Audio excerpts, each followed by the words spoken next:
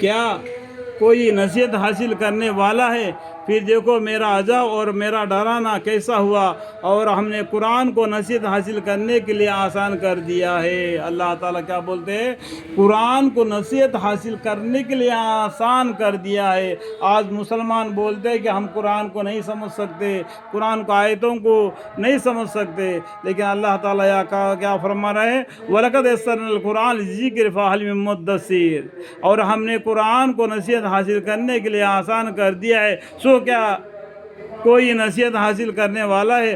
عاد نے بھی اپنے پیغمبروں کی تکذیب کی، عاد کی قوم نے بھی ہود علیہ السلام کی تکذیب کی، سو اس کا قصہ سنو کہ میرا عذاب اور ڈرنا کیسا ہوا۔ اور ہم نے ان پر ایک تند ہوا بھیجی، ایک دم نحوست کے دن میں وہ ہوا لوگوں کو اس طرح اکھاڑ پھینکتی تھی کہ گویا اکھڑی ہوئی کھجور کے تنے ہیں۔ تو دیکھو میرا عذاب اور ڈرانا کیسا ہولناک ہوا، اور ہم نے قرآن کو نصیحت حاصل کرنے کے لیے آسان کر دیا ہے، سو کیا کوئی نصیحت حاصل کرنے والا ہے؟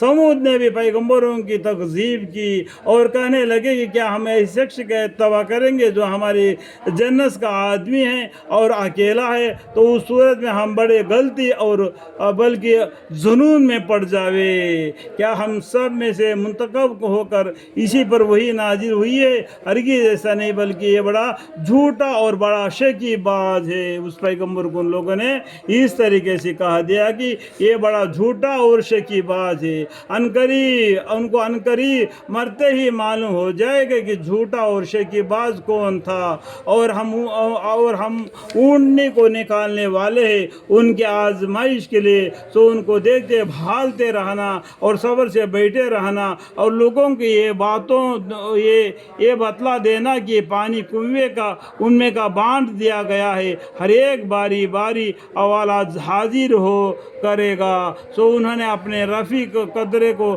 بلایا، سو اس نے اونٹنی پر وار کیا اور مار ڈالا۔ تو سو دیکھو میرا عذاب اور ڈرانا کیسا ہوا۔ ہم نے ان پر ایک ہی نعرہ فرشتہ کا مسلط کیا، سو ایسے ہو گئے جیسے کانٹوں کا باڑ لگانے والے کی باڑ کی چورا۔ سمجھ میں؟ جو کھیت کو بچانے کے لیے گائے بھینسوں سے آج بھی کانٹا لگاتے ہیں، کچھ دن کے بعد میں وہ کانٹا کے جھاڑ بھی یہ دھوپ سے، گرمی سے، سردی سے، بارش سے اگل کر یہ زمین پر گر جاتا ہے۔ اسی طریقے سے یہ لوگ زمین میں گر گئے، سو ایسے ہو گئے جیسے کانٹوں کا باڑ لگانے والے کی بڑا باڑ کا چورا۔ اور ہم نے قرآن کو نصیحت حاصل کرنے کے لیے آسان کر دیا ہے، سو کیا کوئی نصیحت حاصل کرنے والا ہے؟ تو اللہ تعالیٰ اس طریقے سے بولتے ہیں وَلَقَدْ يَسَّرْنَا الْقُرْآنَ لِلذِّكْرِ فَهَلْ مِن مُّدَّكِرٍ۔ قوم لوط علیہ السلام کی قوم نے بھی پیغمبروں کی تکذیب کی، ہم نے ان پر پتھروں کا مین برسایا، مین کا معنی بارش، پتھروں کا بارش برسایا، بجز متعلقین لوط علیہ السلام کے یعنی بجز مومن کے کہ ان کو آخری شب میں بچا لیا، آخری رات میں نے صبح کے وقت ہیں لوط علیہ السلام اور ان کے ساتھ ہمراہ جو ایمان والے تھے ان لوگوں کو اللہ تعالیٰ نے بچا لیا، باقی سب کو ان پتھروں کی بارش میں ہلاک کر دیا، نیچے کا زمین اوپر، اوپر کا نیچے زمین نیچے، تختہ پلٹ دیا، اس طریقے سے ان کو عذاب دے دیا۔ اپنی جانب سے فضل کر کے جو شکر کرتا ہے یعنی اللہ تعالیٰ نے ان کو آخر شب میں بچا لیا، اپنی جانب سے اللہ کی جانب سے فضل کر، اپنی جانب سے مطلب اللہ کی جانب سے فضل کر کے ان کو بچا لیا۔ جو شکر کرتا ہے ہم اسے ایسے ہی سل دیا کرتے ہیں۔ اور قبل عذاب ان کے لوط علیہ السلام نے ان کو ہمارے داروغے سے ڈرایا تھا، انہوں نے اسے ڈرنے سے بھی جھگڑے پیدا کیے، اور ان لوگوں نے لوط علیہ السلام سے ان کے مہمانوں کے بارے میں وہ بدلہ لینا چاہا، ان مہمانوں کے بارے میں وہ بدلہ لینا چاہا۔ یہاں پر یہ دبی ہوئی کہانی ہے جو ابراہیم علیہ السلام کے پاس وہ فرشتے پہلے آئے، اور ان کو عیسیٰ علیہ السلام کو بشارت دیے.